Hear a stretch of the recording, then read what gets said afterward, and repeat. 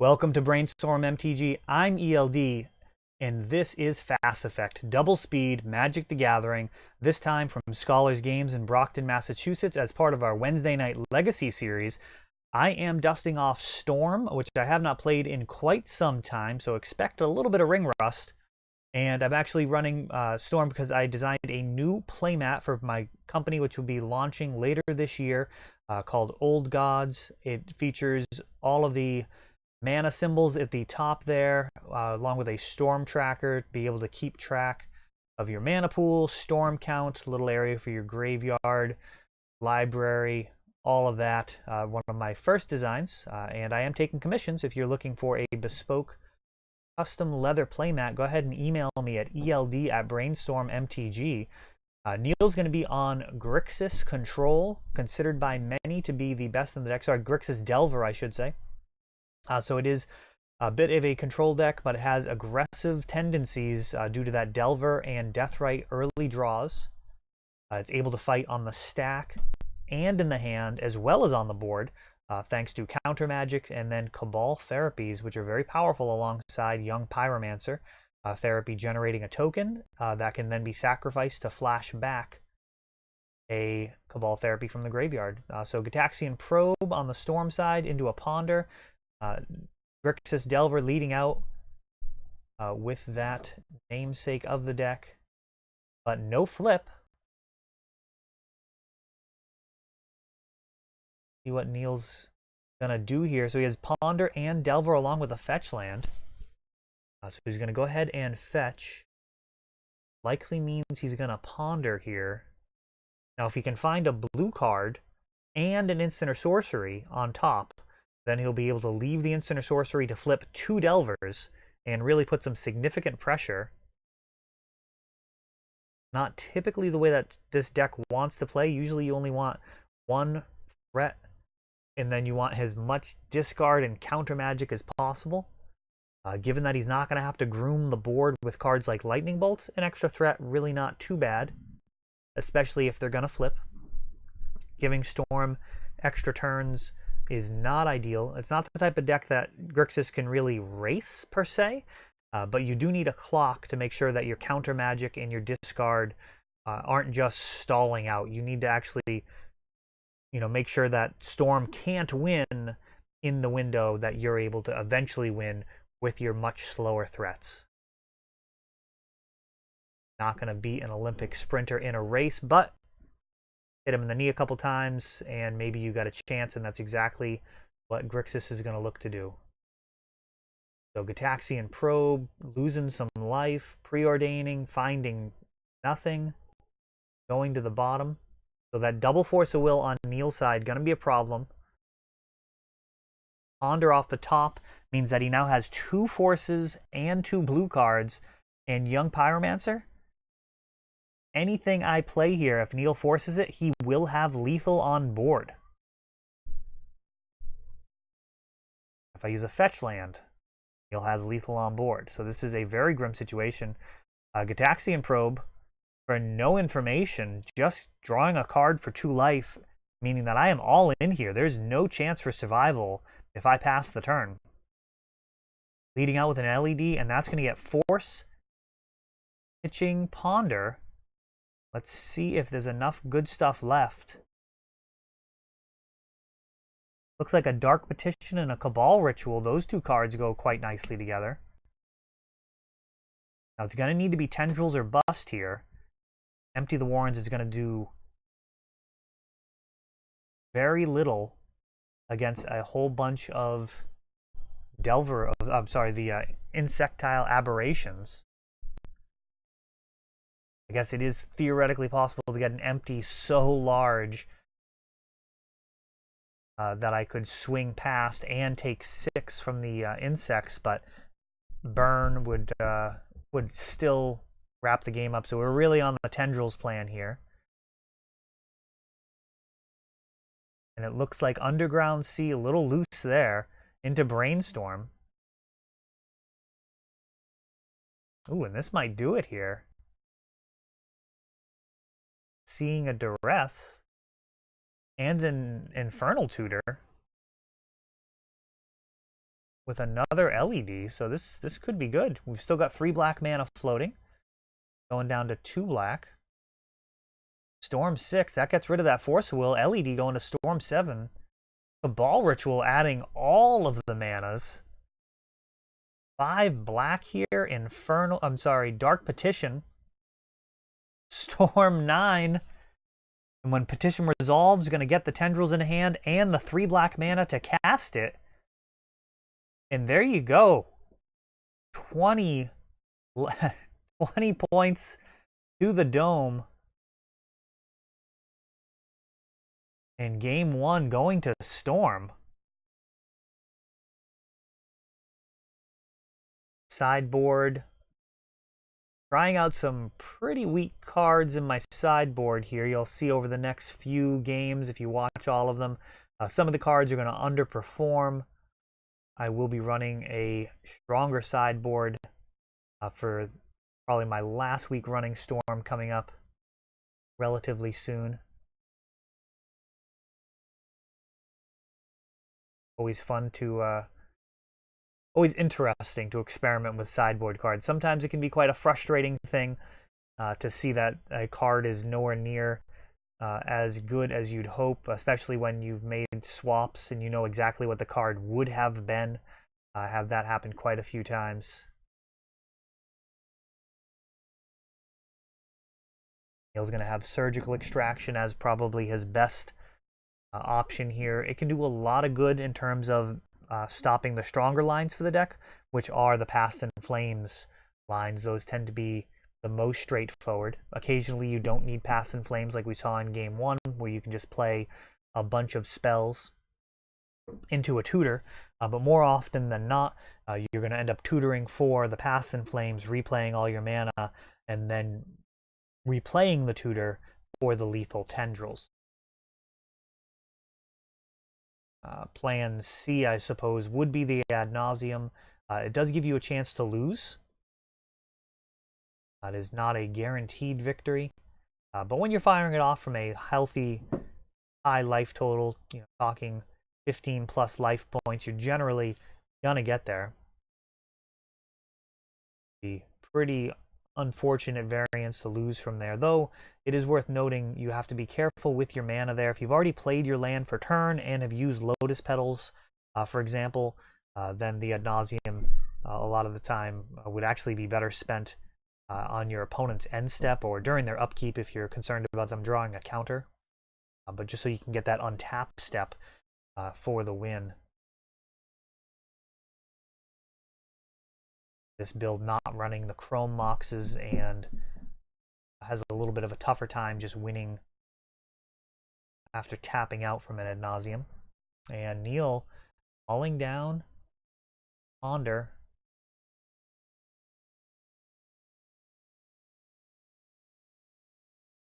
Fetch on the other side here. Into a basic island playing around Wasteland. No reason to lose to that card unless unnecessarily. There's Preordain. Looked like Neil may have just drawn a card there. Presumably he forgot to draw his card off of Ponder.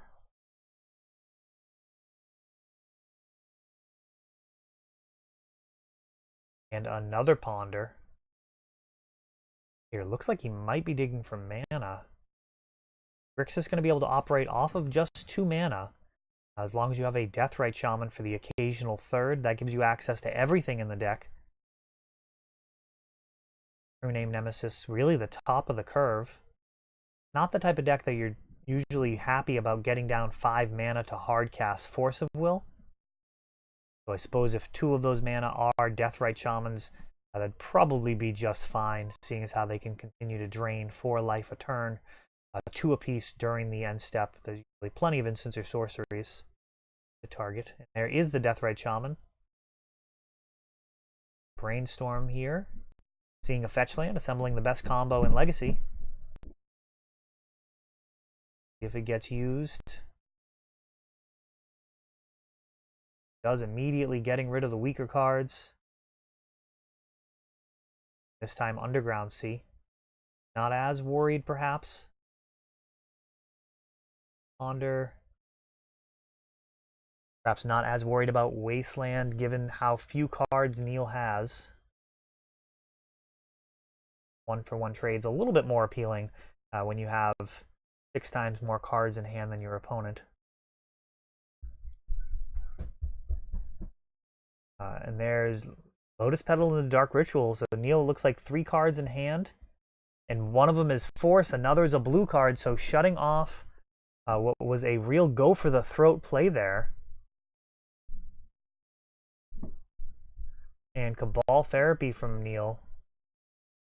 Showing 2 Cabal Rituals and the Ad Nauseam. Now this is a little bit of a decision. The 2-for-1 is definitely tempting. So this is being flashed back off of a Deathrite Shaman.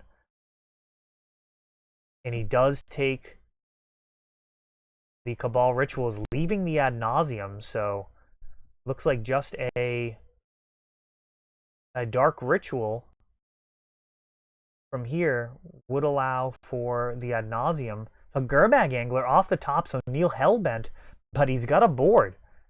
That 5/5 is going to close this out really fast. We're talking 4 turns max. And there's a Defense Grid, which is underwhelming. That's actually one of the cards I've been unhappy with in these matches. The 2-mana investment, quite high. And there's from 12, firing off an Ad Nauseam here. Not too bad. Ooh, Empty's not great. Gonna need a Lotus Petal. We'll be in good shape. Lotus Petal would be nice. But he does have that Delver of Secrets, which threatens the flip here. So this is a grim situation. Lotus Petal with Dark Ritual would allow for a reasonable size Empty. And now it's really just Lotus Petal or bust with a non-fetch land now that we're at 1. Hit the Swamp, which is nice, but still need a Lotus Petal, and that's it. Ponder. So not going to do it. Ad Nauseam from 12. Just a little too tight there. And Neil picking up a game that started out very grim for him, but hung in tight. And Gurmag Angler was enough of a threat to force the issue there with the Ad Nauseam. That is a tough one right there. Defense Grid was previously the Hope of Girapur, a 1/1 artifact creature that when it damages your opponent, you can sacrifice it and they cannot play non-creature spells until your next turn. I was really not thrilled with that card in terms of its inability to function versus check pile. They typically leave in their Baleful Strixes, making their Strix a legitimate card, as that it just shuts down the Hope of Girapur. Of course, all of these are attempts at replacing Xantid Swarm. Xantid Swarm is a green card, and that is really the only bad thing I have to say about it. It does exactly what you want it to do in this type of deck. It's even a body for Cabal Therapy. But unfortunately, going into green is a heavy cost, and really just trying to figure out if it's worth it. I lean on the side of no. I really don't like splashing green there. But I may need to give that a go. In the past, when I've run Xantid Swarm, I've also run Carpet of Flowers in the sideboard, which is a very powerful effect, particularly versus decks with a mana base like Check Pile. So I may have to give that a spin in the near future. But for now, I'm playing with the cards in the deck, and that includes Defense Grid. Gitaxian Probe shows a very weak hand from Neil here. The shields are totally down, so no Force of Will, Ponder, but no other blue card, so even pondering into Force of Will, not going to do a whole lot. So this is about as good a situation as I could hope for with Storm. There's that Defense Grid. And Cabal Therapy. An interesting card here. Might use Brainstorm to protect a card from a blind therapy. That is always a consideration.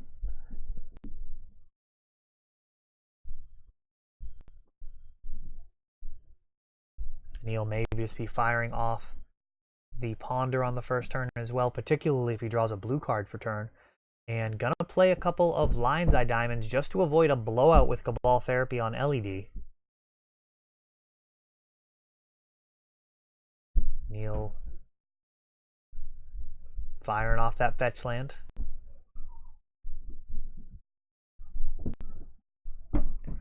Rifling through the deck, goes with Underground Sea. Eventually be useful for that Gurmag Angler. We saw that guy does close out games. And there's a Blind Therapy. And it's a whiff. We got Dark Petition, a Ball Ritual, and Dark Ritual, LED, getting a Storm Count out. That's not necessary because we're not actually going to be able to do anything here.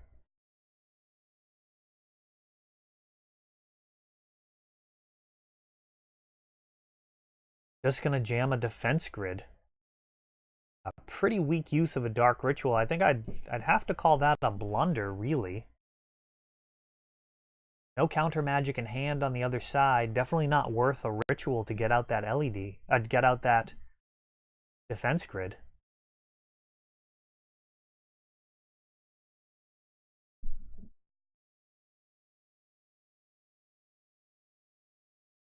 And there's a young Pyromancer, and that's going to be sacked immediately. So a 2-mana therapy, that's hitting the Dark Petition, leaving just the Cabal Ritual in hand. Now Cabal Ritual fires back to hit the Gurmag Angler. Bolt Surgical, Mystery card, and now the best of these three from Ponder are going to be Neil's hand.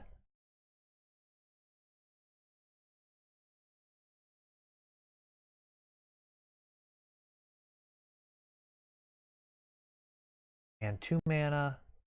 And there's a second Gurmag Angler. So there is a clock now. And this is very bad. Deathrite Shaman, along with that Lightning Bolt, means that this is it right here. Gurmag and the Spirit, or the Elemental, is 6 damage. 2 from a Deathrite Shaman activation and a Lightning Bolt means that this is it.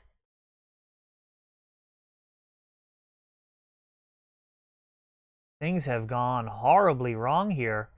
That Gurmag really changing the complexion of the game. A 2-mana Cabal Ritual turns into 5 black. Gitaxian Probe responding with LED, getting 3 blue, 3 red. Alright, a lot of live cards here. Anything but a mana source. A cantrip would be welcome. Cast in Flames would be lethal. And it's just Dark Ritual, so Neil taking it down after a complete whiff there off of that Gitaxian Probe. That's all for this one. If you enjoyed the video, please help grow the channel by subscribing.